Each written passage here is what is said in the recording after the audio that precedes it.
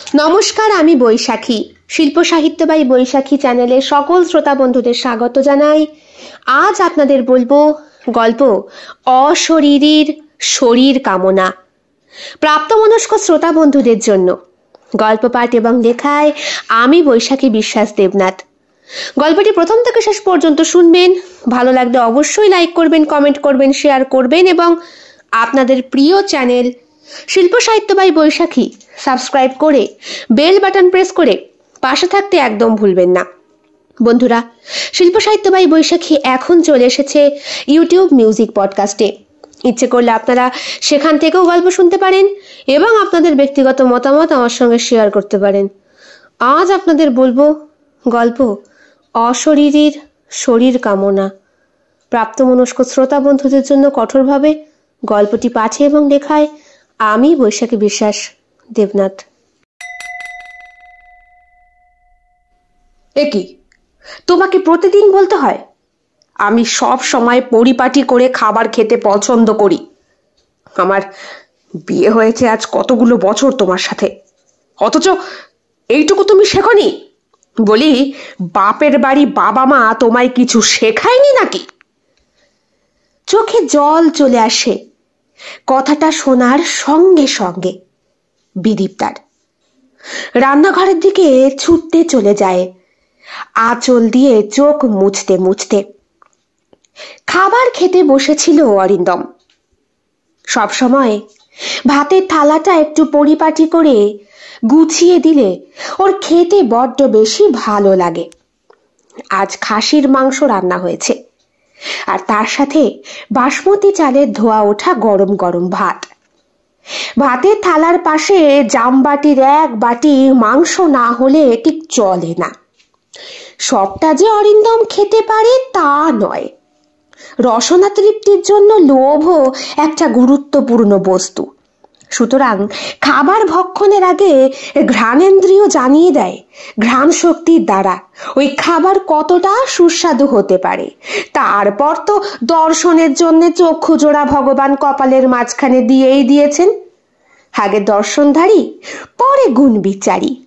কাজেই ওই খাসির মাংসের ঝোল চোখে দেখে গন্ধ নিয়ে তারপর মুখে ভাতের গ্রাস তুলতে চেয়েছিল আজকে অরিন্দম। কিন্তু স্ত্রীর শরীরটা খুব একটা ভালো নেই। সেটা না বুঝেই শুধু শুধু বিদীপ্তার ওপরে চিৎকার করে উঠল খেতে বসে। শাশুড়িমা টেবিলের অপর প্রান্তে বসেছিলেন। মেয়েটা পাশে বসে চুপ হয়ে গিয়েছে বাবার অমন একটা রূপ দেখে। বছর পাঁচেকের মেয়েটা ঠাম্মির দিকে একবার তাকায়, আরেকবার তাকায় তার বাবার দিকে। কিছু বুঝতে না পেরে সেও ফুপিয়ে কাঁদতে শুরু করে। মায়ের মেয়ে তো। বাবু, ঠিক করে কথাবার্তা বলতে শেখ। বাপের বাড়ির খোটা কখনো ওকে দিবি নে। ও তোর সঙ্গে সংসার করতে এসেছে ওর প্রিয় মানুষদেরকে ছেড়ে। তাই বলে মা, তুমি তো জানো আমার খাওয়াটাই নষ্ট হয়ে গেছে। তোর খাওয়া নষ্ট হয়েছে, কিন্তু বৌমা যে সারা রাত কিছু খাবে না। মনে রাখিস, ও কিন্তু আমার ঘরের লক্ষ্মী। যতবার তুই ওকে আঘাত দিয়ে কথা বলেছিস ততবার ও রাতে না খেয়ে থেকেছে। যা, রান্না করে যা, ওকে বুঝিয়ে সুঝিয়ে নিয়ে আয়। মায়ের কাছ থেকে একদমই সাপোর্ট পায় না অরিন্দম। টেবিল চেয়ার থেকে উঠে বেসিন থেকে কোনো রকম হাতটা ধুয়ে রান্নাঘরের দিকে যেতেই দেখে উনুনের সামনে দাঁড়িয়ে কি একটা গরম করছে মেয়েটা। টপ টপ করে চোখ থেকে জল পড়ছে। তবে এই মুহূর্তে ওকে জড়িয়ে ধরে আদর করার সাহস নেই অরিন্দমের।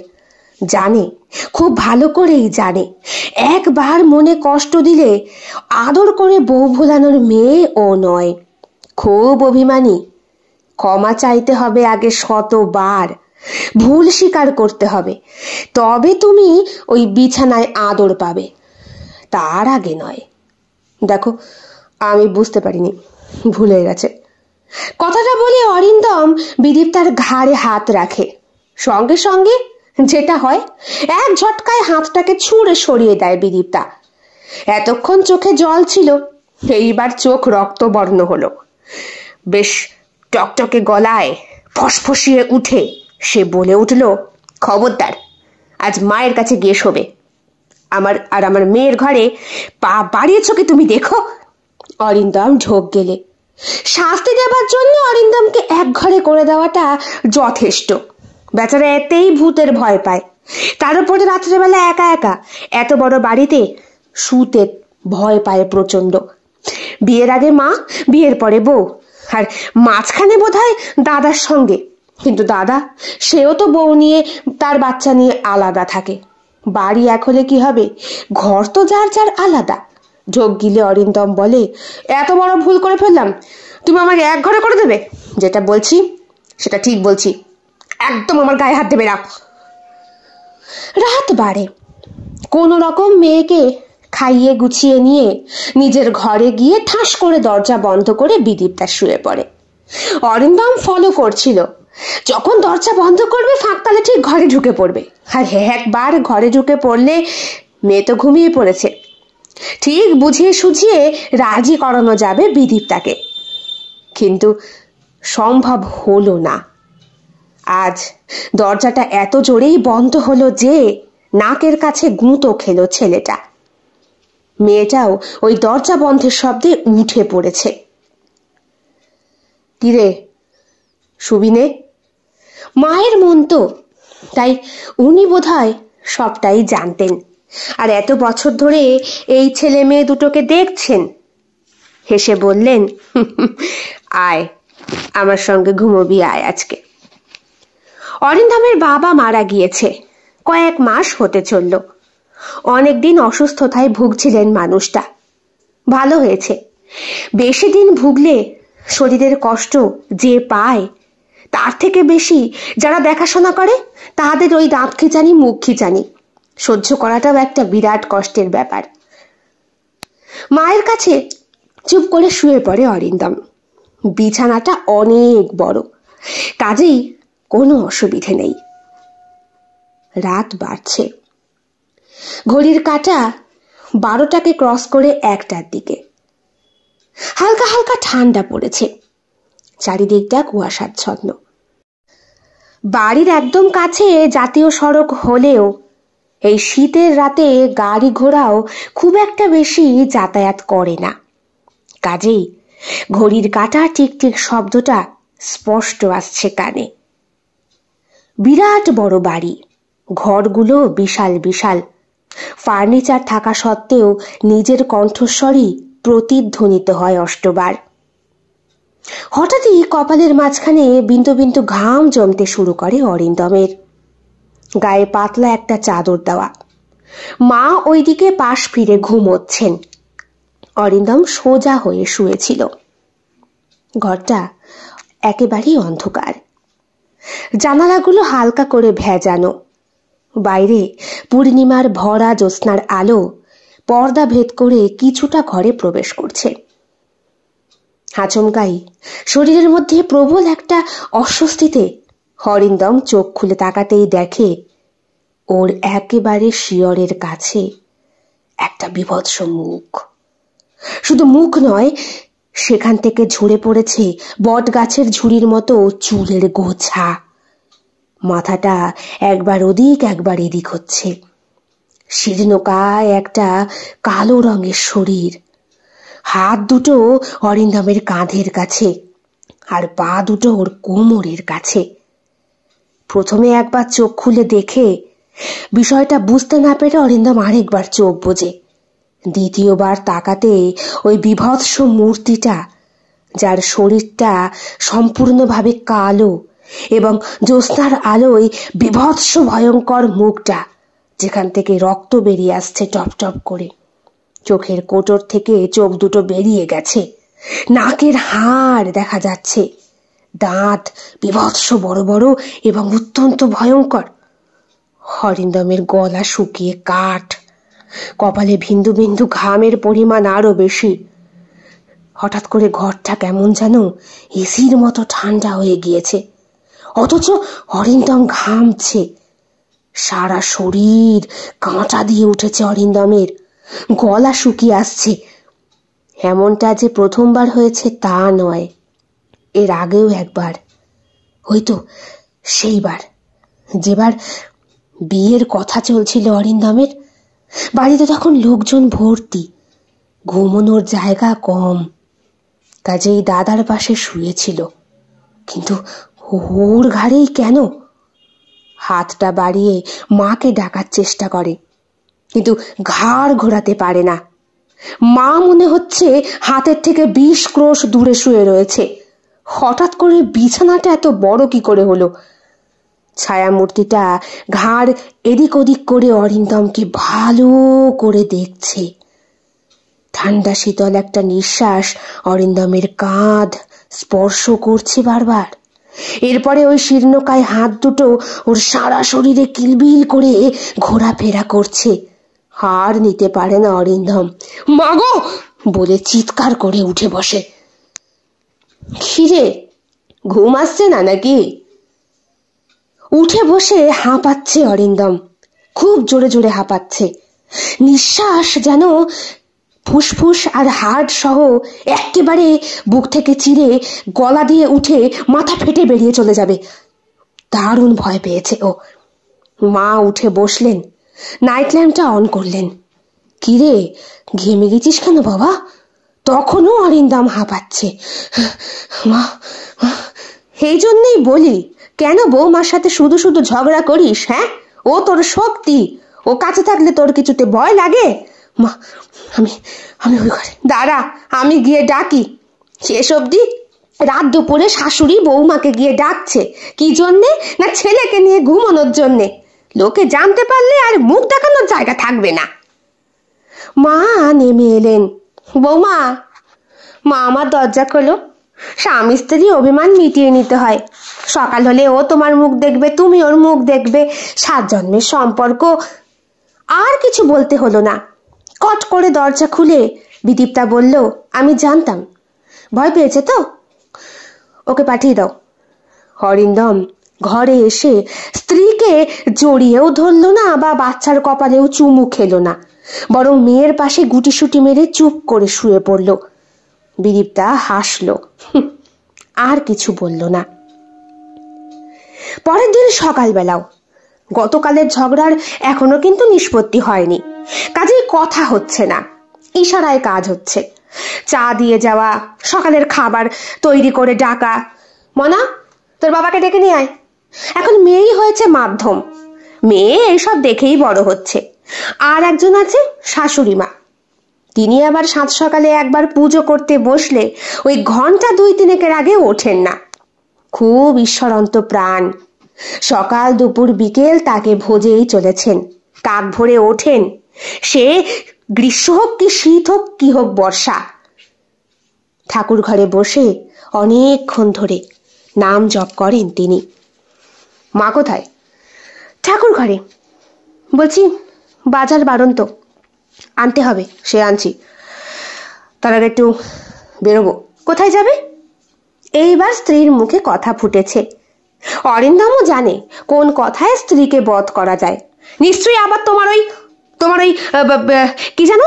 হ্যাঁ হ্যাঁ হ্যাঁ, তোমার তো সম্বন্ধ ঠিক হয়েছিল তাই না? আর একটা মেয়ের সঙ্গে কুষ্টি বিচার হয়ে গিয়েছিল, মাঝখানে কুষ্টির মধ্যে কাঁটা হয়ে আমি ঢুকেছি তার সঙ্গে দেখা করতে। ওর সাথে আমার কোনো সম্পর্ক নেই। নেই বলেই তো শয়নে স্বপনে ফোন করে। তুমি কি ভাবো আমি কিছু বুঝি না? এই তো গত পরশু ফোন করেছিল, আমি সব জিজ্ঞেস করেছি। হ্যাঁ, সেই মেয়ে বলে কি না আমার থেকে তার জোর বেশি। তুমি কি করছো বলো তো? বাবা হয়েছো, তোমার লজ্জা করে না? অরিন্দমেরও মাথা গরম হয়ে যায়। হ্যাঁ, তার একটু মেয়ে ছেলে দেখলে একটু কি বলবো আর। তবুও বউকে আর মেয়েকে যে ভালোবাসে না তা কিন্তু নয়। বাদ বাকিগুলো একটু দুষ্টুমি, ওই ইচ্ছে হয় আর কি, আর কিছু না। দেখো, বিয়ের আগে যা ছিল ছিল, এখন আমি একদম বদলে গিয়েছি। আমি তোমায় সম্পূর্ণ ভালোবাসি। ভালোবাসো তখন তোমার মোবাইলে ওই মেয়ে ফোন করে কেন? মা, বাচ্চা ডেকে ওঠে। ঠাম্মির কাছে গেলাম। সেও শিখে গেছে, মা বাবা ঝগড়া করলে ঠাম্মির কাছে যেতে হয়। যাও তো, সরো। অরিন্দম দেখে এই তো সুযোগ, এই ফাঁকে যদি একটু না, ভালোবাসতে গেলে আবার যদি ঝাড়ি মারে। ফোন গুছিয়ে নিয়ে অরিন্দম বাইক নিয়ে বেরিয়ে যায়। ব্যালকনিতে দাঁড়িয়ে থাকে বিদীপ্তা। চোখে জল। হ্যাঁ, দেখা করতে পারবি একটু? না রে ভাই, কাজ করছি মিলে। আরে দেখ, তো শুধু কাজ আর কাজ। শোন না, চল আজকে বাইরে থেকে কোথাও খেয়ে আসি। আমি, তুই আর আর কে আর কে আমাদের লটরবহর বন্ধু চির ব্যাচেলার, যাবি নাকি? 3 বন্ধু মিলে এক জায়গায় হয়। দেখ, তোর জন্য মিল ছেড়ে এলাম, আর সে কই আসছে। কিছুক্ষণ পরই সেখানে রবিনের প্রবেশ। বছর 32-এর ছেলেটা, আজ অব্দি বিয়ে হয়নি, থুড়ি মানে পাত্রী পায় না। দেখতে শুনতে মন্দ না, আয় রোজগারও বেশ ভালো। বাড়িতে ভাই আছে, চাকরি করে, সে নিজে ব্যবসা করে, আর আছে মা আর বাবা, ছিমছাম পরিবার। অথচ বেচারার কোনো মেয়ে জুটছে না। জুটবে কি করে? আজকালকার দিনে কেউই আর সিঙ্গেল নেই, সবাই এখন এনগেজ।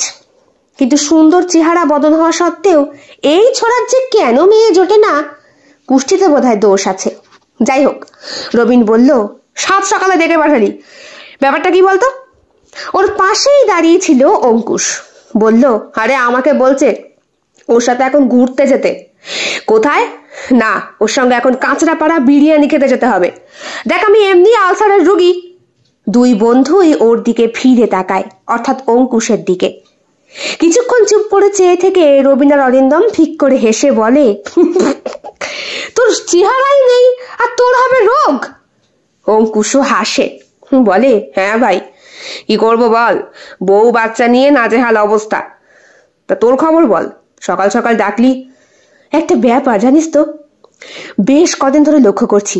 কি হয়েছে? বউর সঙ্গে ঝগড়া? আরে সে তো হয়। এই শোন শোন শোন, এই কিছুদিন আগে টুম্পার সঙ্গে তোর তোর বউ ধরে ফেলেছিল না? হ্যাঁ, সেই নিয়ে আজও খোটা দিচ্ছে।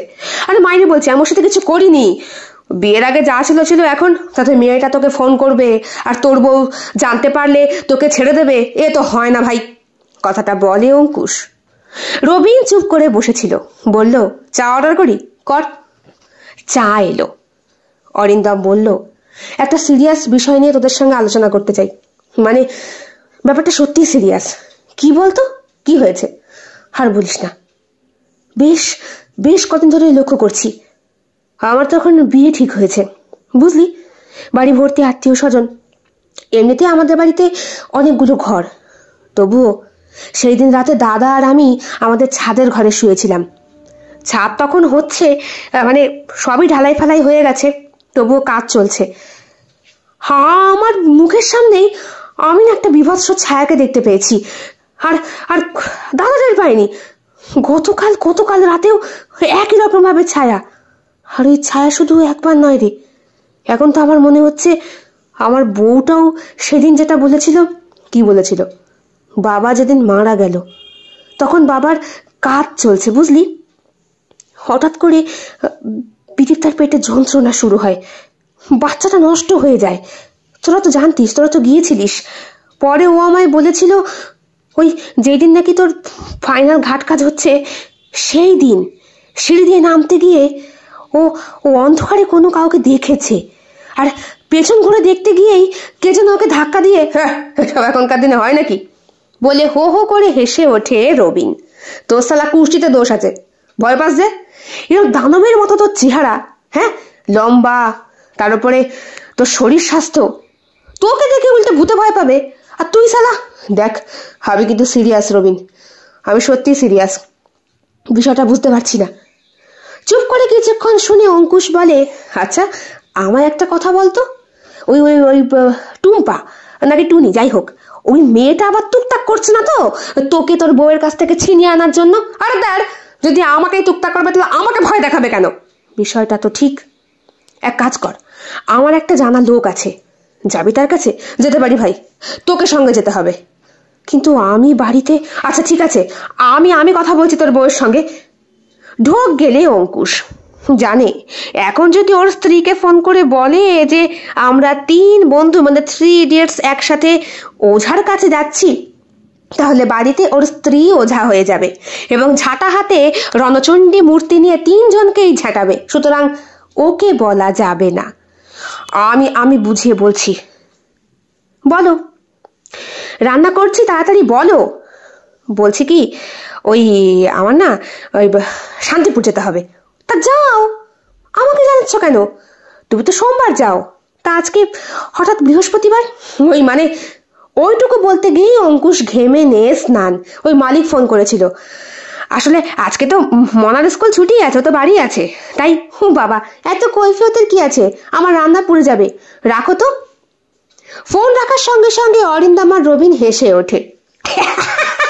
এতক্ষণ আমাদেরকে বলছিলি, তো নিজের কি হাল? আর বলিস না রে, বাপরে বাপ, আমি ওকে ছেড়ে কোথাও বেরিয়েছি, ও যদি একবার জানতে পারে। তাহলে জানিয়ে দে, কথাটা বলে রবিন। না রে, ও ভূত প্রেতে একদম বিশ্বাস করে না, আসলে ওঝা টোঝা একদম পছন্দ করে না, বরং যারা এগুলো করে তাদেরকে যথেষ্ট পরিমাণে হেও করে ও। কাজেই তুই যেখানে বলছিস ভাই, সেখানে গেলে আমার সব ঠিক হবে তো? জিজ্ঞেস করে অরিন্দম। বলছি চল গিয়ে দেখি। ওনার কাছে আমার মা যেত, বুঝলি, মা গিয়ে অনেক উপকার পেয়েছে। আমার বাবা যদিও কোনোদিন যায়নি, তবে ওনার একটা ক্ষমতা আছে ঐশ্বরিক, জানিস তো। আমার মা যখন ওনার কাছে কি দুঃখ করত, বাবা মাকে মারে, অত্যাচার করে, তখন উনি আমার মায়ের হাতে একটা চিরকুট লিখে পাঠিয়ে দিয়েছিল। শুধু বলেছিল চিরকুটটা যেন আমার বাবার চোখের সামনে ধরা পড়ে। হয়েছিল তাই রে। বাবা কাজ করে করে বাড়ি এসে টেবিলের ওপর চিরকুটটা জাস্ট দেখেই পরের দিনই ওই লোকের কাছে ছুট। তারপর থেকে অশান্তি হতো না তা না, তবে আগের থেকে অনেকটাই কমেছে। কিন্তু আমার ভাই, আগের থেকে কমলে হবে না, জিনিসটা কি আমাকে গোড়া অবধি যেতে হবে, জানতেই হবে। চল তাহলে বেরিয়ে পড়ি। তিনজনে মিলে বাইকে করে বেরিয়ে পড়ে কাঁচরাপাড়ার উদ্দেশ্যে। বাড়িতে ফোন করে অরিন্দমও জানিয়ে দেয়। ফোন রিসিভ করেছিল মা। তিনি বললেন, দেখ, যা করবি করবি, মদ টদ খেয়ে কিন্তু আজকে বাড়ি আসিস নে, তাহলে কিন্তু সোজাসুজি ওই কোর্টে গিয়ে তুলবে তোকে বৌমা, ডিভোর্স কিন্তু দেবেই। বৃহস্পতিবার নির্জন রাস্তায় একটা বাইক ছুটে চলেছে। যে ওঝার বাড়ি ওরা যাচ্ছে সেটা অনেকটা অলিগলির ভেতরে। দেখ ভাই, ঠিক জায়গায় যাচ্ছি তো? একেবারে হেলমেট নেই, তিনজনকে ধরলে পুলিশরা কেলাবে না? তোর তো আবার হাত আছে নেতা হাতায়, তোর আবার ভয় কিসের? কথাটা বলে রবিন। কিন্তু দুর্ভাগ্য, যেদিন ওরা পৌঁছায় সেই দিন ওই লোক বসেনি না। ওনার অ্যাসিস্ট্যান্টের সাথে কথা বলে জানা গেল, বাবা তো আজকে বসবেন না, আপনারা শনি আর মঙ্গলবার দেখে আসবেন। আজ বাবা পুজোয় গিয়েছেন, পাশের মন্দিরেই মা কালীর মন্দিরে ভোগ নিবেদন করবেন, পুজো দেবেন। আপনারা চাইলে পুজো দেখতে পারেন, কিন্তু বাবা তো আজ আসনে বসবেন না। না মানে অনেক দূর থেকে এসেছিলাম, অনেক বড় প্রবলেম নিয়ে, তাই মাফ করবেন, আপনারা এখানে নাম লিখিয়ে দিয়ে যান। কোন এর গুতো মারে অরিন্দম অঙ্কুশকে। অঙ্কুশ বলে, নাম লিখিয়ে মানে কোনো অ্যাপয়েন্টমেন্ট? আরে না না, টাকা পয়সার কোনো ব্যাপার না। এই দেখুন। লিস্ট বার করে এসে অ্যাসিস্ট্যান্ট লোকটি। পরনে তার গেরুয়া বসন, গলায় রুদ্রাক্ষের মালা। বয়স আনুমানিক 22 কি 23 হবে। কণ্ঠস্বরটা একটু মেয়েলি মেয়েলি, ভাবটাও তাই। রীতিমতো পুজো সে নিজেও করে, দেখতে বেশ ভালো। 80 নম্বরে নাম এসেছে ওদের। মাথায় হাত দিয়ে অরিন্দম বলে, আরে বাবা, এ তো সারাদিনের ব্যাপার। হ্যাঁ, গুরুদেবের কাছে এলে সারাদিনের ব্যাপারটাই লাগে। শুনুন, সঙ্গে ধূপ, ধুনো, সর্ষের তেল, কালো কার এগুলো নিয়ে আসবেন, লাগতে পারে। আর আপনার বাড়ির ধুলো আনবেন। কেমন? এবার কি হবে? কি আর হবে, বাড়ি চ। কিন্তু ভাই, নেক্সট দিন যে আমি আসতে পারবো না, বলে অঙ্কুশ। কেন, সোমবার আসবি? আরে না, মেয়ের স্কুল ছুটি হবে, তখন আমি আসবো কি করে? মঙ্গলবার আসবি। শুনছিস না, মঙ্গলবার আমার মেয়ের পরীক্ষা, ওই দিন তো আরো হবে না। তাহলে কি করব? তোদের তো জায়গা চিনিয়ে দিলাম, তোরা আসবি। বাইকে উঠে পড়ে তিনজনে। রবিন বলে, আরে দূর, এসব ভূত প্রেত এগুলো সত্যি হয় না, তোর মনের ভুল, এলেও কি না এলেও কি।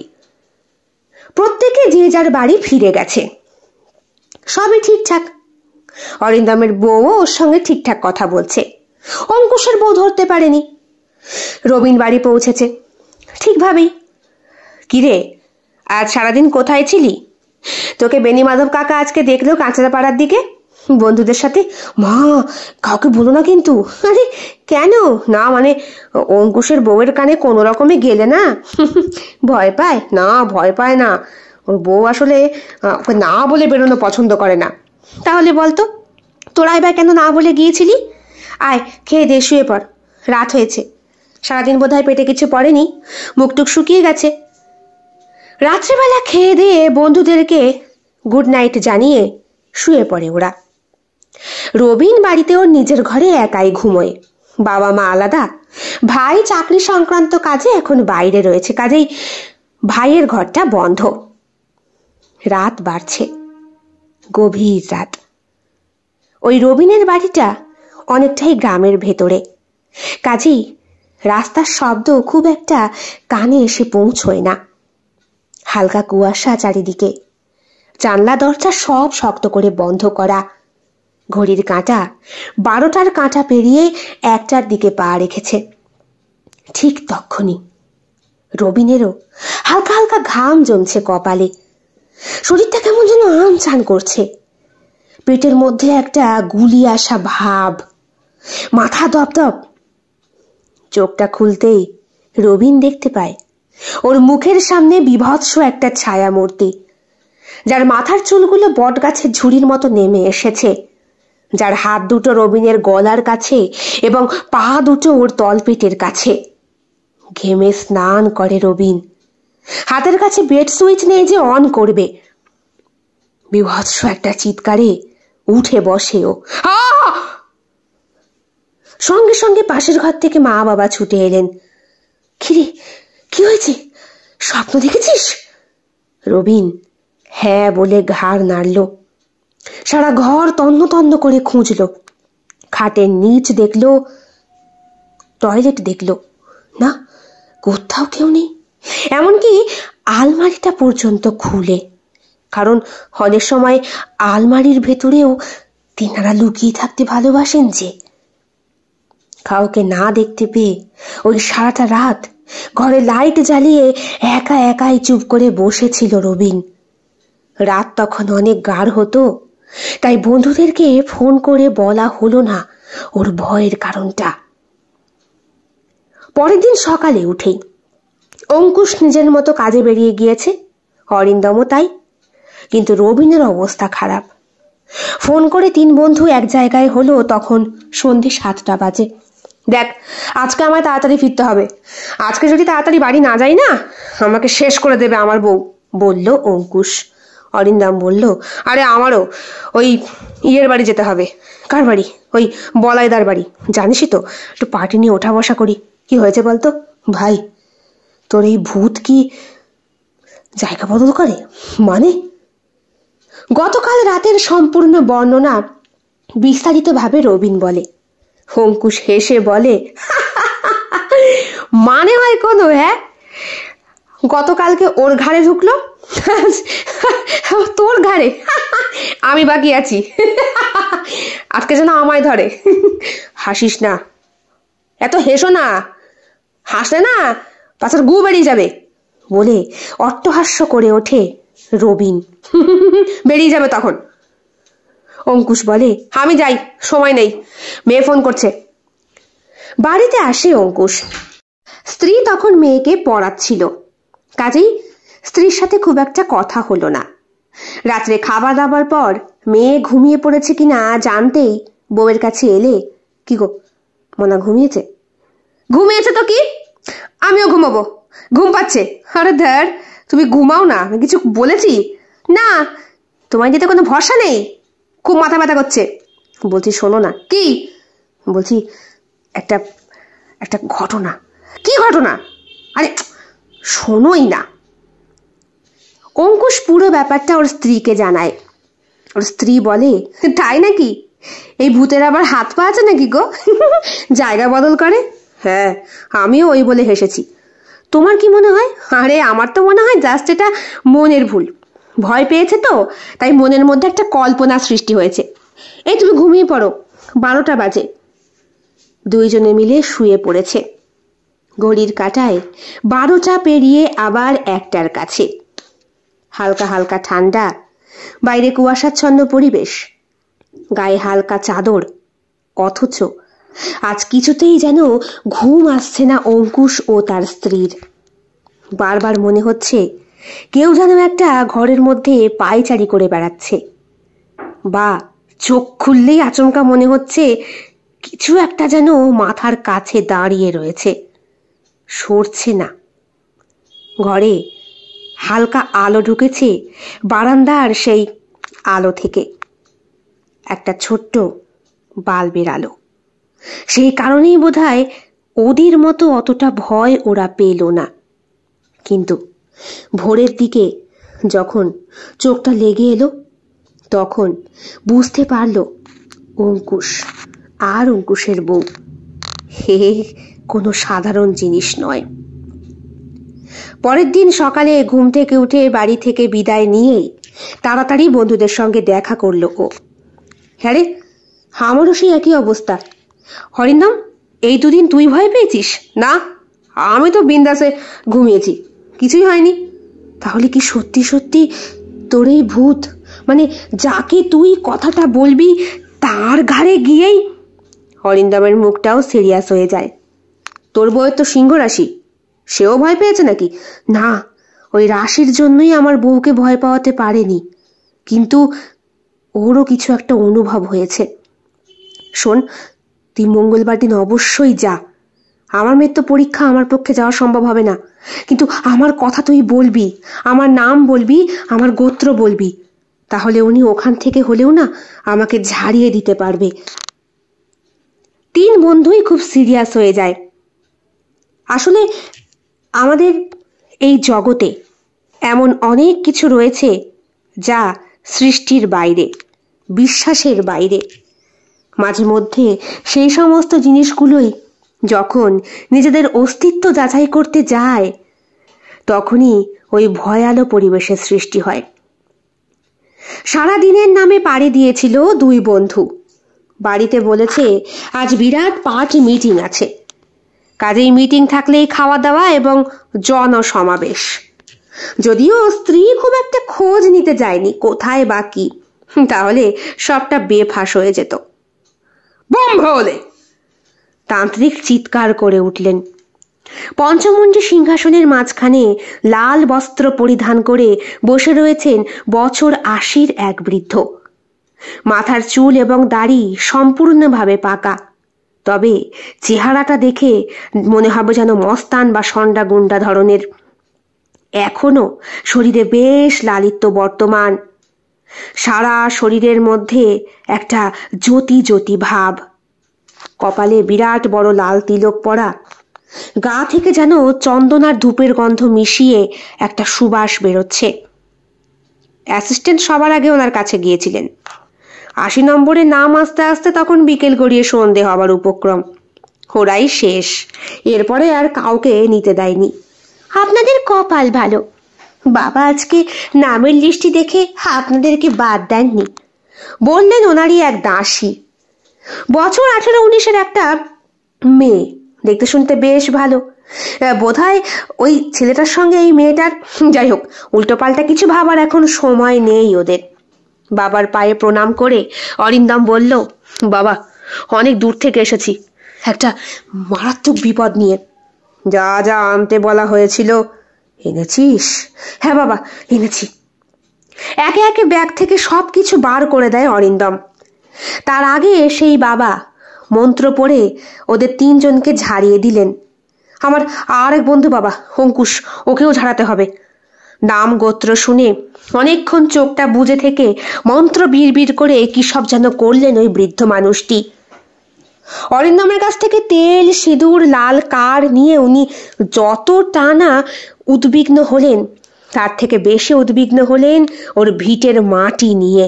হে কি, হে মাটি তো অভিশপ্ত, মানে তোর ভিটেতে এক অশরীরী আছে। বাবা, সেটাই তো জানতে চাই, সেটাই তো। ঠিক আছে, তুই বস। অরিন্দমের কপালের মাঝখানে অনেকক্ষণ হাত ঠেকিয়ে বসে রইলেন তিনি। দুর্বোধ্য কি সব মন্ত্রপাঠ করছেন। সামনে আগুন জ্বলছে, আকাশ বাতাস সব কিছু যেন থমথমে হয়ে গেছে। একটা গাছের পাতাও নড়ছে না, দূর থেকে শেয়ালের ডাক ভেসে আসছে। অ্যাসিস্ট্যান্ট আর ওই মেয়েটিও চোখ বুজে কি সব মন্ত্র উচ্চারণ করছে। পঞ্চমুণ্ডীর সিংহাসনের সামনেই দুটো আসন পাতা, একটায় রবিন বসা, আরেকটায় বসা অরিন্দম। রবিনও হাত জোর করে মাকে স্মরণ করছে, কারণ অরিন্দমের কপালের মাঝখানে হাত রাখার আগে ওই বৃদ্ধ তান্ত্রিকই বলেছিলেন, তুই মায়ের নাম জপ করবি এক মনে, কারো ডাকে সাড়া দিবি না, এখানে কেউ তোকে নাম ধরে কিন্তু ডাকবে না। সুতরাং ওই কথাটা মাথায় রাখবি। তোর গায়ে কেউ স্পর্শ করলেও পেছন ঘুরে তাকাবি না। সমূহ বিপদ তোদের চারিদিকে রয়েছে। আমি আমি দেখছি কি করতে পারি। ঘড়ির কাঁটা অনেকক্ষণ সময় পার করে দিয়েছে। রবিনেরও ফোন বাজছে, আর অরিন্দমেরও। কিন্তু বাবার স্পষ্ট বারণ, এই আসনে বসে কোনো বাহ্যিক চিন্তা করা যাবে না। সম্পূর্ণ ইষ্ট চিন্তা করতে হবে। ভাবতে হবে মা কালীর মূর্তির কথা। ডাকিনী যোগিনী নিয়ে মায়ের সংসার, কাজেই মা রক্ষা করবেন আধ্যাত্মিক চিন্তায় নিজেকে মগ্ন রেখে দিলে। বেশ কিছুক্ষণ পর বাবা কপালের মাঝখান থেকে হাত সরালেন। চোখ খোল। অরিন্দম যখন চোখ খুলল, চোখ দুটো বিভৎসভাবে লাল। ঘেমে স্নান করেছে অরিন্দম। মনে হচ্ছে সহস্র শতাব্দী পেছন থেকে ঘুরে এসেছে এই মুহূর্তে। হাঁপাচ্ছে। বেলা, ওকে এক গ্লাস শরবত করে দে। হ্যাঁ বাবা। মেয়েটির নাম বেলা। সে উঠে গেল। শশীধর, তুইও যা ওর সঙ্গে। বেলার সঙ্গে শশীধরকে পাঠালেন তিনি। রবিন বুঝতে পারল এদের দুইজনকে সরিয়ে দেওয়া হলো। কি দেখলি? অরিন্দমের চোখ থেকে তখন টপ টপ করে জল পড়ছে। বাবা, এও কি সম্ভব? সে জগতে সম্ভব নয় এমন কিচ্ছু হতেই পারে না। সবই সম্ভব রে। তবে শিক্ষিত সমাজ সবটা বিশ্বাস করে না। তবে তুই আজকে যেটা নিজের মানস চক্ষে দেখতে পেলি, ওটা চিরন্তন সত্য। কিন্তু বাবা, আমার মায়ের চরিত্র না। তোর মা নিষ্কলঙ্কা, চরিত্র একেবারেই হীন নয় সে। সেই কারণেই ওই প্রেতাত্মা তোর মাকে কিছুতেই গ্রহণ করতে পারছে না। কারণ তোর মায়ের সঙ্গে স্বয়ং মা মহামায়া মহাদেবের শক্তি রয়েছে, যে উনি যে উপাসনা করেন দিন রাত। তোর মাকে ওই আত্মা আজ থেকে নয়, তোর মায়ের বিয়ের পর থেকে এখানে। অরিন্দম চুপ করে রয়েছে। রবিন বলে, বাবা, আমার তো কিছুই সব তোর বন্ধুর মুখ থেকেই শুনে নে। বিয়ের আসর বসেছে। সেখানে সানাই বাজছে। আত্মীয় স্বজন সকলের উপস্থিতি। নতুন কনেকে নিয়ে রীতিমতো ব্যস্ততা। বর চলে এসেছে, বর চলে এসেছে, বর চলে এসেছে বলে একটা রব পড়ল। ও দাদা, তোমার একটা মাত্র মেয়ে, শেষ পর্যন্ত বিয়ে দিলে কিনা এক দোজ বোরের সঙ্গে? কি করব, ছেলেটি খুব ভালো, যে সন্তান হচ্ছে না বলে একটা ভালো মেয়ের খোঁজ করছিল। ছেলেটি নিজে আসেনি সম্বন্ধ নিয়ে, এসেছিল ছেলেটির প্রথম পক্ষের বউ। বলো কি দাদা?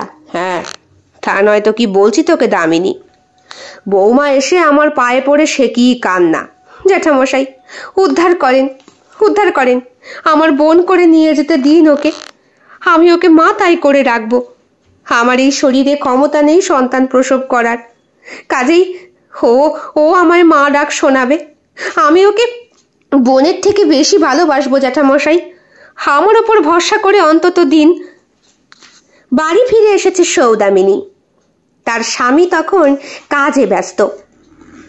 দুপুর গড়িয়ে বিকেলবেলা ঘরমাক্ত শরীরে স্বামী ফিরে আসতেই স্বামীর চরণ তলায় উপুর হয়ে পড়ে সৌদামিনী বলে, একটা কথা দি, তুমি আমার কোনো কথা রাখো না। এ কোনো কথা হলো? সরো। কি হচ্ছেটা কি? হাতুক ধোবো না। তুমি আমার মাথা তাও আজ তোমাকে আমায় ছুঁয়ে কথা দিতেই হবে যে তুমি আমার কথা রাখবে। তোমার কোন কথাটা রাখিনি সৌদামিনী? মা মা মা কোথায়? মা ঘরে। উনি উনি রাজি। তুমি তুমি শুধু আমার মাথা খাও, তাও আমার কথা রাখো। কি ছেলে মানুষই হচ্ছে? বলো বলো, কি বলবে বলো। নাও, তোমার মাথা ছুঁয়ে কথা দিচ্ছি, যা বলবে তাই করব। বিয়ে করো, আমাকে মা ডাক থেকে বঞ্চিত হতে দিও নে। আমার দোষ? তোমার শরীরে তো কোনো দোষ নেই গো। তুমি তুমি একটা বিয়ে করো। দেখো, এই বংশে বাঁতি দেওয়ার লোক দরকার। তাছাড়া তোমার এই জমির সম্পত্তি, টাকা পয়সা খাবে কে? দেখারও তো লোক লাগে। কাজেই প্রতাপ কুমারকে ওই আগের স্ত্রী সৌদামিনীর বায়না রাখতেই রাজি হতে হলো। বললেন, সহ্য করতে পারবে তো? যখন আরেকজন এসে তোমার স্বামীর বুকে আছাড়ি খেয়ে পড়বে, ভালোবাসা পাবে, সন্তান লাভের জন্য তুমি তো জানোই। আমি বলছি তো, আমি নিজে ওকে সাজিয়ে গুছিয়ে তোমার ঘরে পাঠাবো।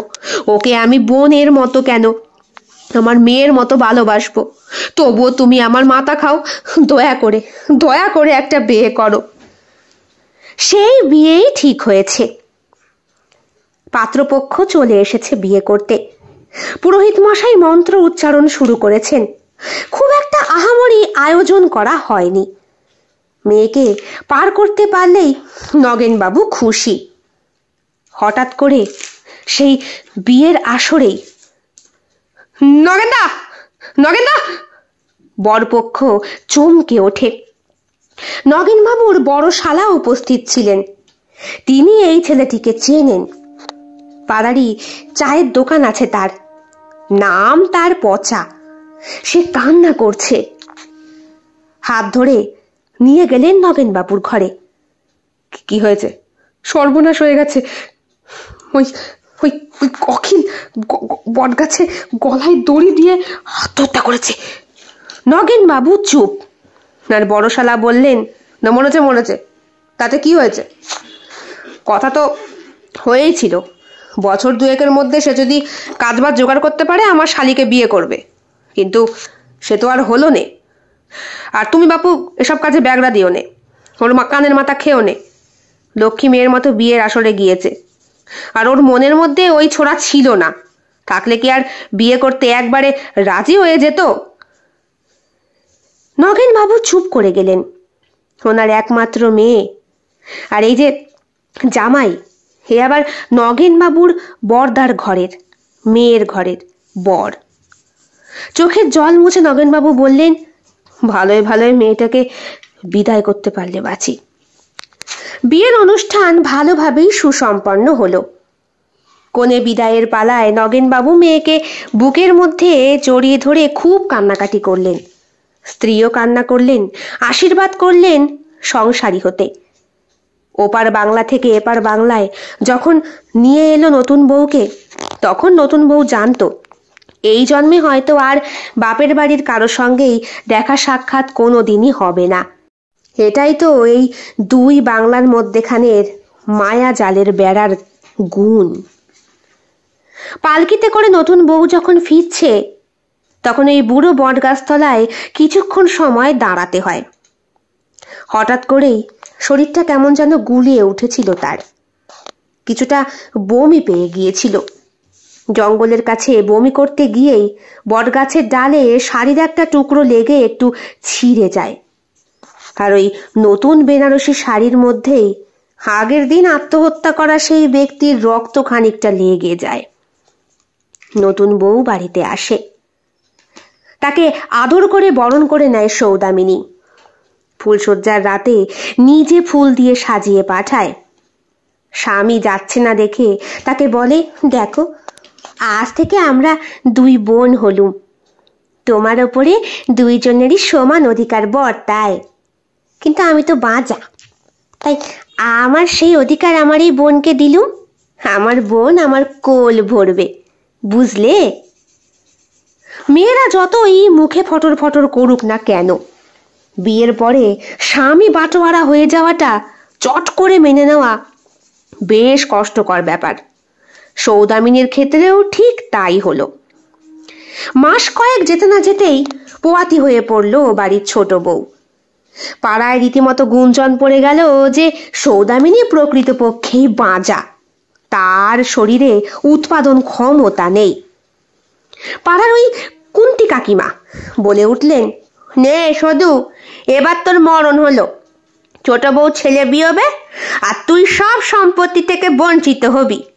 তোর বাপের এত টাকা পয়সা থাকা সত্ত্বেও তোকে ভিখারি ঘর থেকে বিয়ে দিল, আর তুই এলি বলেই সে না তোর বরের এত উন্নতি হলো। কিন্তু এখন সব নামগন্ধ কে পাবে? ওই ছোট বউ আর তার ঘরের সন্তান।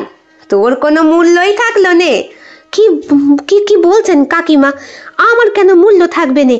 আমার স্বামী তো জানে আমি ওকে কত বোনের মতো ভালোবাসি। শোন শোন, মেয়েরা মুখে সব বলে, হ্যাঁ, বোনের মতো ভালোবাসা আর সতীনের মতো ভালোবাসার মধ্যে অনেক তফাৎ। আমাকে বাবা শেকস নে। আর 36 বছর হলো সংসার করছি। মনের মধ্যে সেই যে পাপের বিষ ঢুকলো।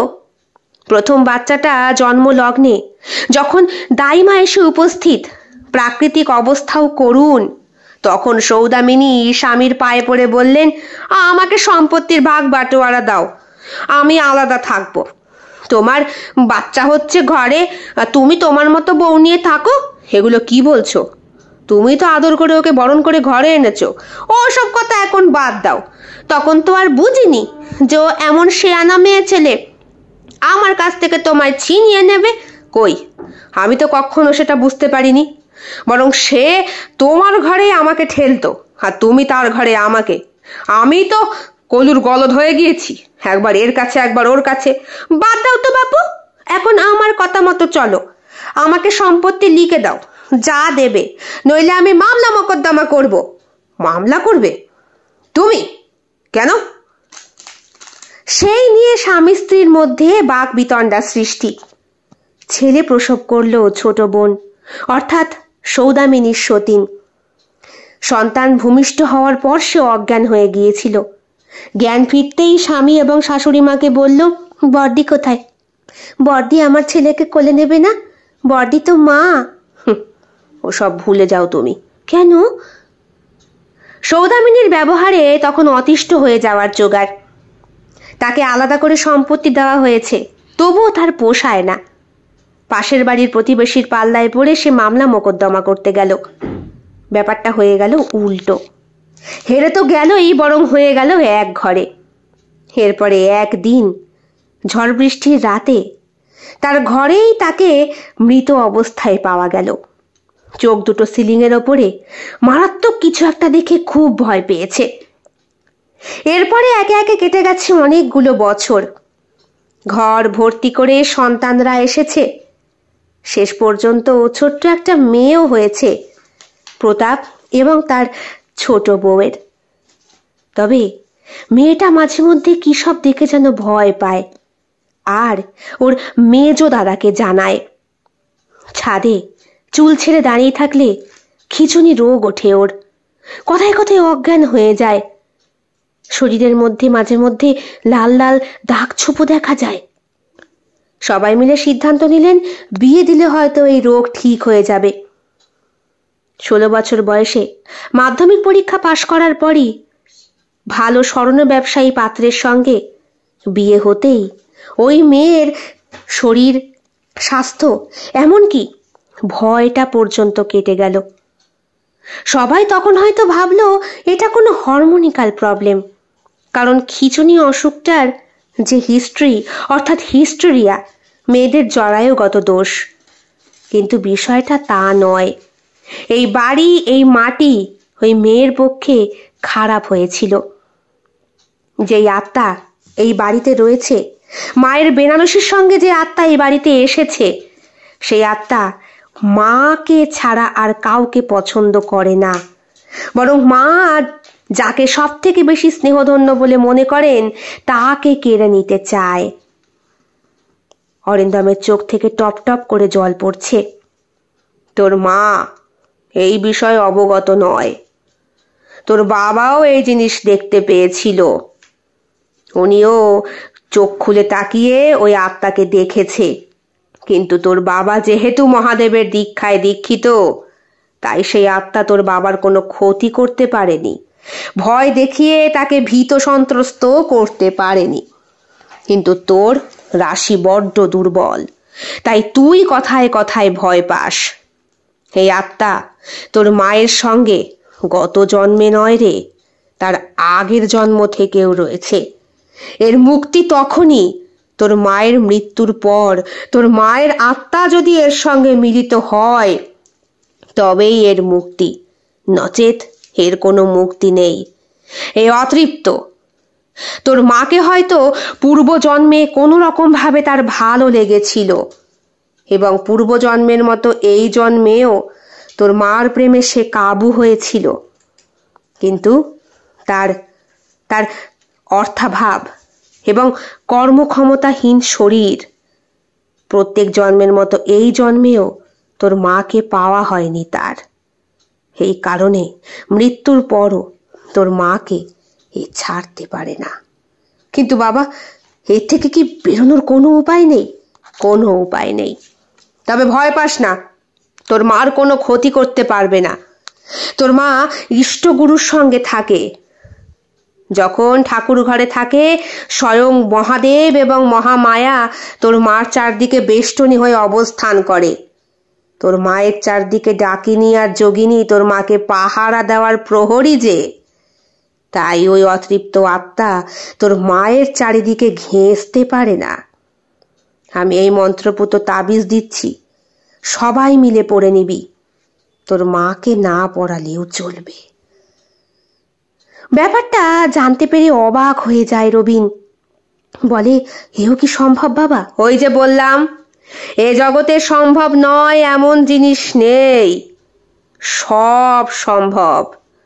বিশ্বাসে মিলায় বস্তু, তর্কে বহুদূর।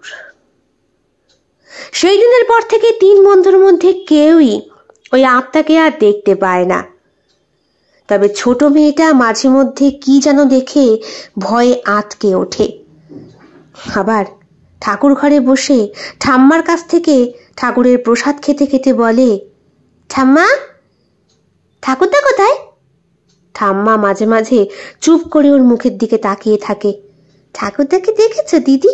হ্যাঁ, তুমি চান করে ছাদে গেলে, সিঁড়ি দিয়ে যখন নামছিলে ছায়ার মতো আসছিল, কিন্তু তোমায় ধরতে পারছিল না। ওর মা চুপ করে তখন তাকিয়ে থাকে ঠাকুরের মূর্তির দিকে। আমায় ডেকেছিলে কেন? তুমি কি বোঝো না আমি তোমায় ভালোবাসি? ভালোবাসা কিনা আমি অত জানি না বাপু, তবে এটুকু জানি বাবার মুখের ওপরে আমি কথা বলতে পারবো না। বাবা তো তোমায় সময় দিয়েছিলেন, তুমিই তো।